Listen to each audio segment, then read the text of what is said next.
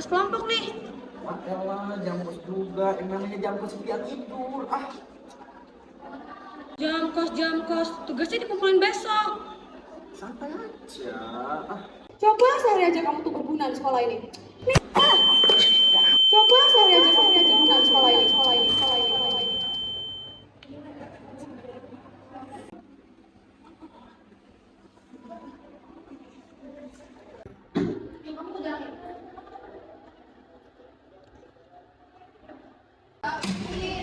Apaan sih itu orang? Gak jelas.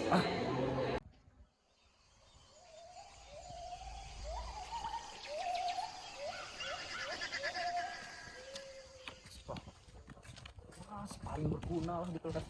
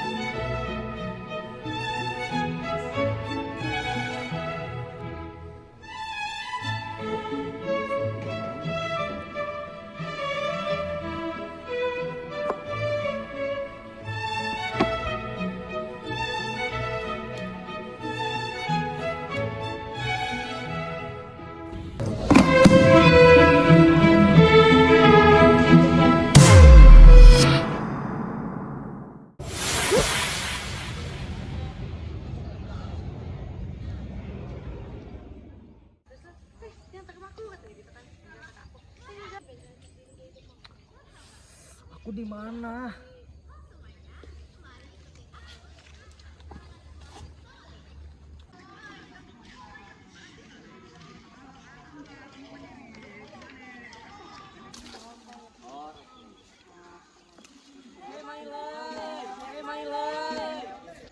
Hey my lay.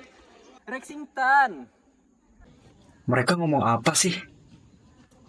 หันเสื้อลายมาเร็วสักคนละสมันแล้ว Hah? Ngomong apa sih? Gak bisa bahasa Inggris.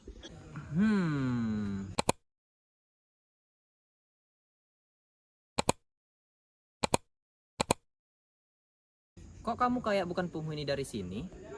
Iya, tiba-tiba aku masuk ke dunia ini. Sekarang tahun berapa? Ini tahun 1950. Kamu dari negara mana? Aduh, kasih tahu nggak ya? Kasih tahu aja deh. Aku dari Indonesia.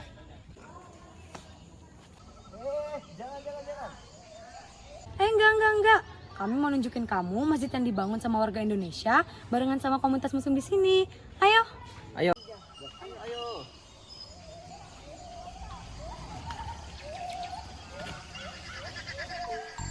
Perkembangan Islam di Thailand semakin pesat saat beberapa pekerja muslim dari Malaysia dan Indonesia masuk ke Thailand pada akhir abad ke-19.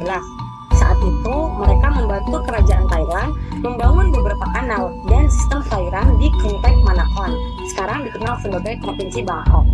Beberapa keluarga muslim bahkan mampu menggalang dana dan mendirikan masjid sebagai sarana ibadah. Sebuah masjid yang didirikan pada tahun 1949 oleh warga Indonesia dan komunitas muslim asli di Thailand. Tanah wakaf masjid ini adalah milik almarhum Haji Soleh, seorang warga Indonesia yang bekerja di Bangkok. Jadi kayak gitu kira-kira masyarakat muslim yang ada di Thailand. Masya Allah ya, luar biasa. Yuk kita pergi ke tempat yang lain. Ya, ayo. Oke.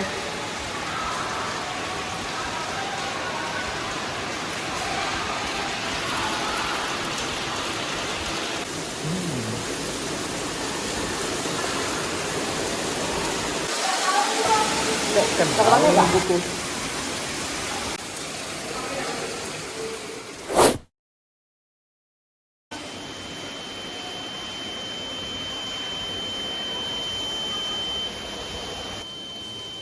Dia kenapa?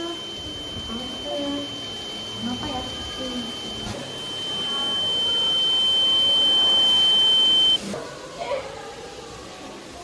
Kalian siapa? Kalian siapa? Awas, siapa badan-badan ke sini? Aku juga nggak tahu kenapa aku di sini. Emang sekarang ini di mana? Tahun berapa? Ini tahun 1985 di Brunei Darussalam. Selamat datang di negeri kami. Oh, Brunei Darussalam.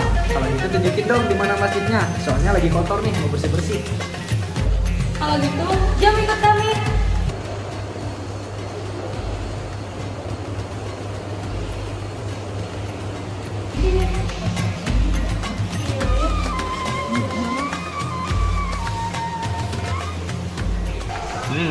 Cantik juga. Aku suka banget buku ini, gila isinya bagus banget. Iya, aku juga udah pernah baca. Buku ini bagus banget kan ya? Iya. Oh iya, terima kasih ya udah nunjukin masjidnya.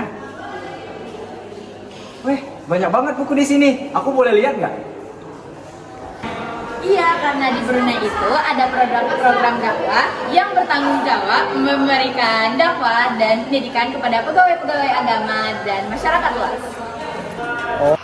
Islam mulai berkembang dengan pesat di Kesultanan Brunei sejak Syarif Ali diangkat menjadi Sultan ketiga Brunei pada tahun 1425.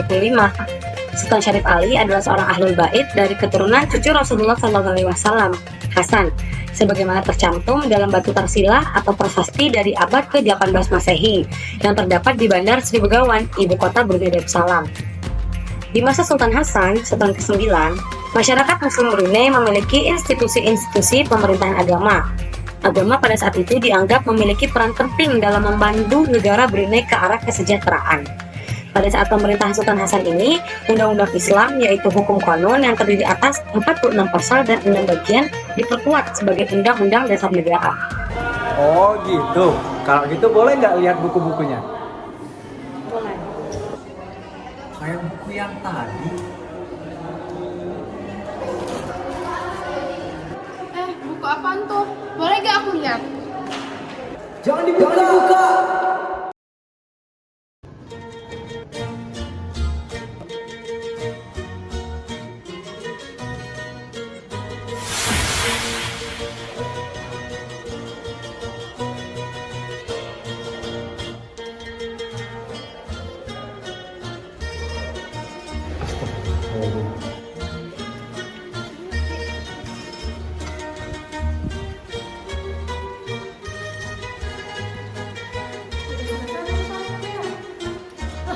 Siapa ya?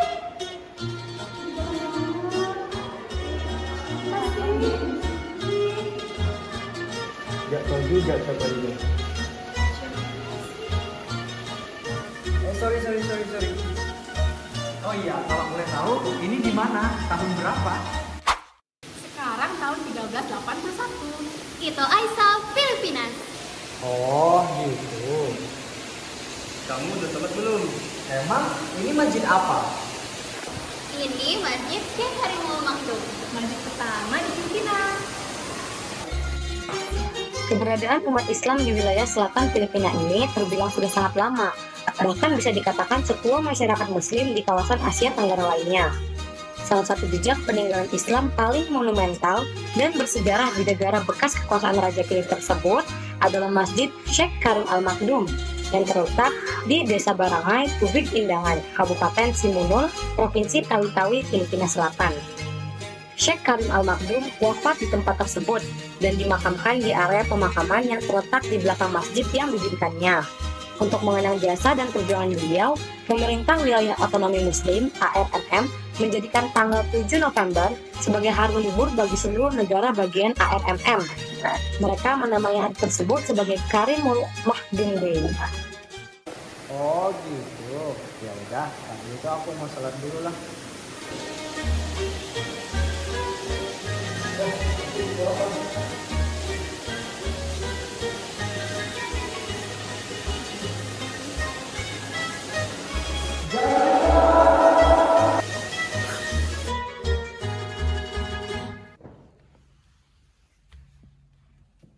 Buku apa ya? Kayaknya seru.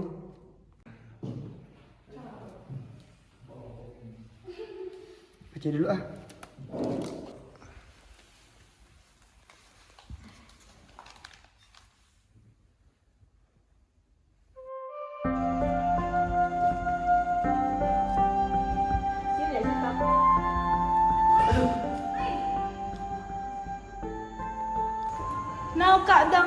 dan kidej.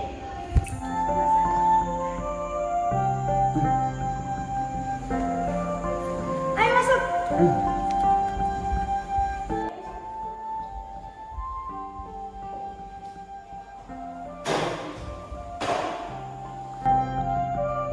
Emangnya ini di mana? Tahun berapa?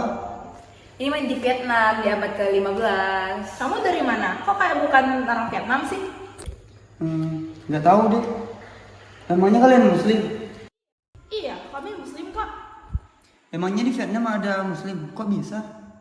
Iya, karena dulu waktu abad ke-10 sampai abad ke-11 itu para pedagang dari India, Arab, dan Persia itu mampir untuk berdagang di pelabuhan Kerajaan Champa di Vietnam. Islam di Vietnam sejak di bawah pemerintahan Cebonga pada tahun 1360 sampai 1390 Masehi. Namun, jatuhnya kerajaan Champa ke tangan dinasti Nguyen pada 1832 mendorong terjadinya eksodus pertama Muslim Champa ke selatan, terutama ke Kamboja, Selatan, dan Terengganu. Selatan dan Terengganu punya hubungan politis berupa ikatan pernikahan dengan Champa. Dari sini silsilah keluarga dan lahirnya Sunan Ampel dan Sunan Bonang Perangkai. Sunan Ampel diyakini lahir di Champa sekitar 1401 Masehi. Ia ikut berperan dalam mengembangkan Islam di Vietnam sebelum hijrah ke Pulau Jawa. Di Jawa, Sunan Ampel menikah dan dikaruniai 4 orang anak, di antaranya adalah Sunan Bonang dan Sunan Derajat.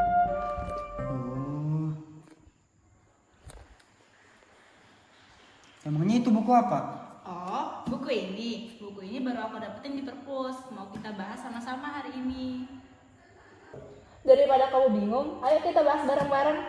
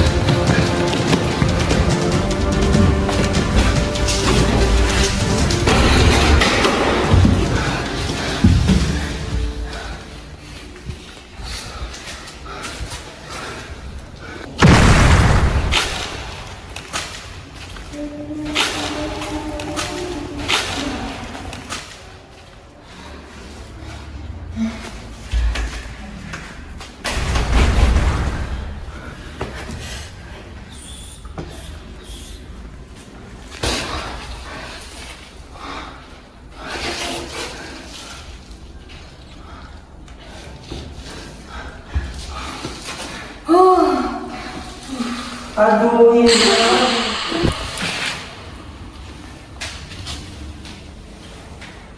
Siapa kalian? Kamu yang siapa? Aku gak tahu aku siapa. Dan ini di mana? Ini di Myanmar, abad 19. Myanmar. Kok tempat ini kumuh sekali? Kok kalian kayak orang ketakutan ngendep-ngendep? Kami masyarakat Muslim di sini. Di Myanmar, masyarakat Muslim ditindas. Kami hidup dengan penuh ketakutan. Muslim di sini dibantai, diintimidasi. Kok bisa jadi seperti ini? Orang-orang Rohingya memang berbeda dengan orang Myanmar. Sejak Myanmar masih berupa kerajaan, ketegangan memang sudah terasakan. Di kemudian hari, perbedaan fisik, bahasa, budaya, lalu agama dijadikan dasar untuk mengecap Rohingya yang sudah ratusan tahun berada di Arakan itu sebagai pendatang ilegal. Antara 2012 hingga 2014, 300.000 orang Rohingya terusir.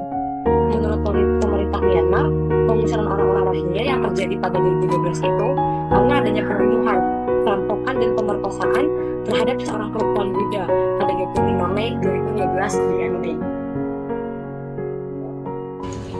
Karena kehidupan politik di sini memang sekejam itu. Kalau begitu, gimana caranya keluar dari sini? Ayo, kami tunjukkan jalannya. Kira-kira begitulah kehidupan kami di sini. Mari kami tunjukkan di mana tempat kami tinggal.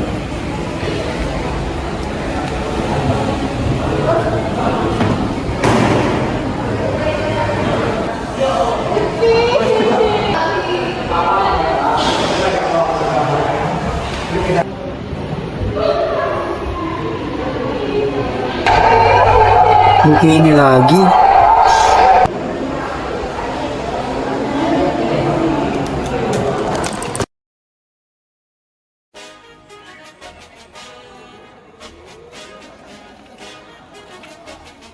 Gimana lagi nih?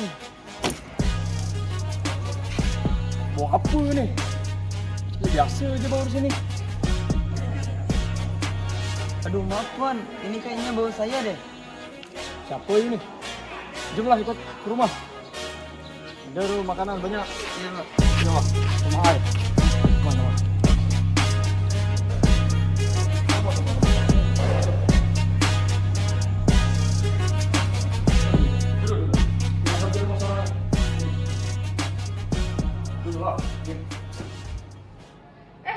Dia kidding ke? Siapa ni sayang? Dia ni orang jauh agaknya. Awak kasihlah dia baju ke, ajak dia mana kamar mandi, biar dia bisa mandi. Baik-baik. Kejap ya. Nah, kalau awak nak mandi, awak lurus je ke depan. Nah, habis tu belok kanan. Ada kamar mandi. Gitu. Belok kanan ya, jangan lupa. Ya, ya benar.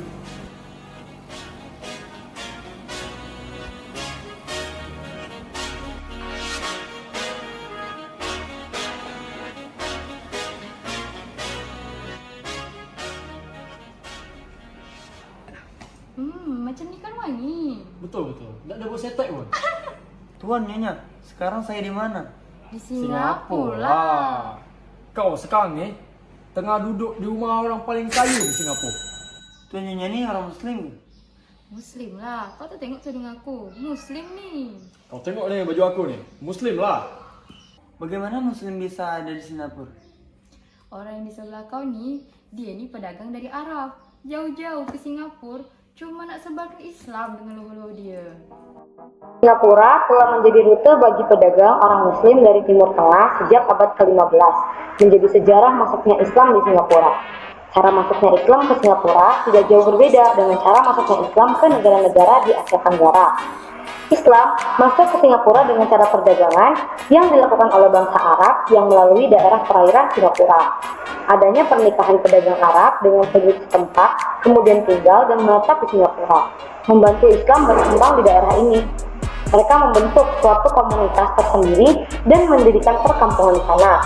Para pedagang yang telah menetap berdakwah dengan menjadi imam dan guru agama bagi komunitasnya. Komunitas ini juga memiliki sistem pendidikan agama yang berjalan secara tradisional, seperti belajar dari rumah ke rumah dan dilanjutkan dari masjid ke masjid. Tengok, aku ada buku dari Arab. Kalau bila bosan, bolehlah baca-baca.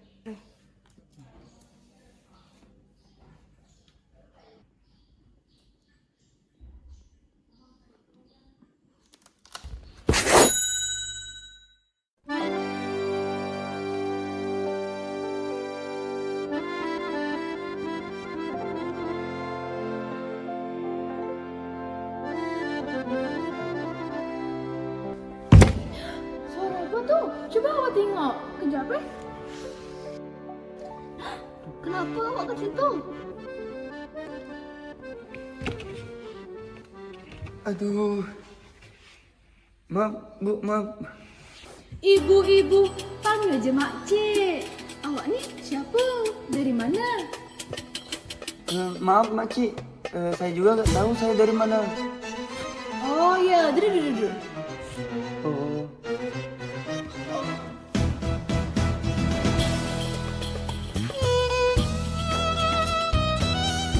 Ini di mana ya makcik? Dan berapa? Awak ni sekarang berada di Malaysia, di kerajaan Kelata. Saat ini tahun 1995. Makcik ni Muslim? Iyalah. Kok bisa? Sebab kerajaan Kelantan merupakan salah satu kerajaan Islam di Malaysia dan sudah memberlakukan hukum pidana sejak 1992. Kalau Oman tahu, baca bukunya. Kok setiap pindah ada buku ini? Kira-kira buku apa ini ya? Makasih Maci. Saya nak keliling dulu sambil baca buku nih.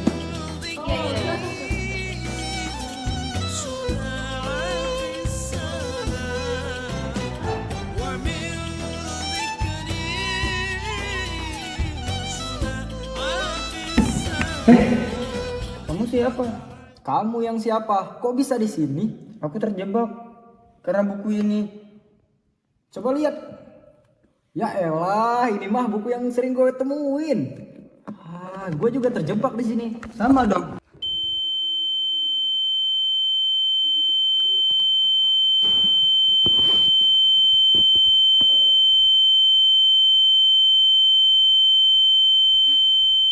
Hei, kamu udah sholat belum? Azan loh. Sholat? Belum. Ya udah, sholat. Iya. Banget orang ini.